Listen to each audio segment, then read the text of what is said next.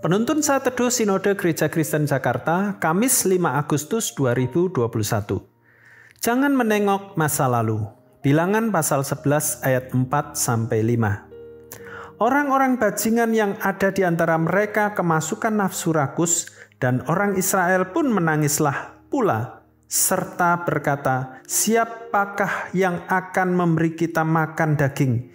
Kita teringat kepada ikan yang kita makan di Mesir dengan tidak bayar apa-apa, kepada mentimun dan semangka, bawang prei, bawang merah, dan bawang putih.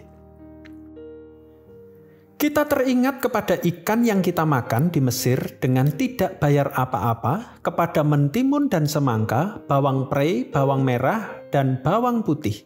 Perkataan ini diucapkan oleh beberapa orang asing.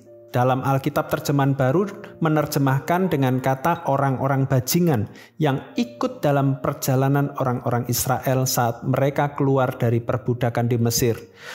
Mereka sangat ingin sekali makan daging dan mulai mengeluh kepada Musa dengan mengingatkan makanan yang enak-enak saat mereka hidup di Mesir. Sesungguhnya mereka telah melebih-lebihkan daripada kenyataan yang mereka alami selama hidup di Mesir.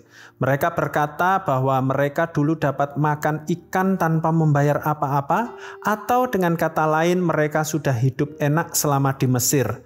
Alkitab Firman Allah yang hidup menerjemahkan dengan kalimat, mereka mulai merindukan benda-benda kenikmatan di Mesir. Itulah yang membuat mereka bersungut-sungut kepada Musa.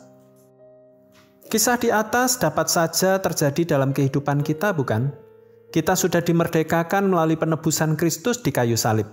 Namun tidak jarang kita masih mengingini kehidupan yang dulu sebelum kita dibebaskan dari dosa. Tidak jarang kita mendengar orang-orang yang justru membanggakan kehidupannya yang lama saat bergelimang dosa yang penuh dengan hawa nafsu. Bukankah kita seharusnya bersyukur untuk hidup yang kini kita hidupi di dalam kemerdekaan Kristus? Memang secara manusiawi kita tidak boleh hidup dalam hawa nafsu lagi, tetapi sejatinya kita telah mengalami damai sejahtera karena pembebasan dosa kita oleh Kristus. Seharusnya kita dapat berkata seperti perkataan Rasul Paulus, malahan segala sesuatu kuanggap rugi karena pengenalan akan Kristus Yesus, Tuhanku, lebih mulia daripada semuanya. Oleh karena dialah aku telah melepaskan semuanya itu dan menganggapnya sampah supaya aku memperoleh Kristus. Filipi pasal 3 ayat yang ke-8. Kita harus benar-benar mampu melihat kenyataan yang sesungguhnya bahwa hidup di dalam kemerdekaan Kristus adalah kehidupan yang jauh lebih baik daripada hidup yang diperbudak dosa. Kehidupan yang telah dimerdekakan seharusnya akan menghasilkan buah-buah keselamatan yang berlimpah-limpah.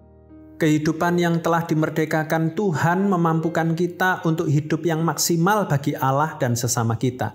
Kita dapat melayani, mengasihi, dan menyatakan Kristus dalam kehidupan kita dimanapun dan kapanpun juga. Sebaliknya, bila kita masih menoleh ke belakang dengan melihat kejayaan kita di masa yang lalu dalam perbudakan dosa, semuanya akan mendatangkan kesia-siaan belaka. Syukurilah bahwa Allah telah membebaskan kita. Ia telah memerdekakan kita agar kita dapat mengabdi dan menyembah Dia. Dia ingin kita menjadi umat-Nya yang menyadari benar bahwa kita telah dipindahkan dari gelap kepada terang-Nya yang ajaib. Kemerdekaan hidup yang Allah berikan jauh lebih berharga dibandingkan dengan apapun. Jangan mau lagi ditipu oleh godaan dan nafsu manusia lama kita. Tuhan Yesus memberkati.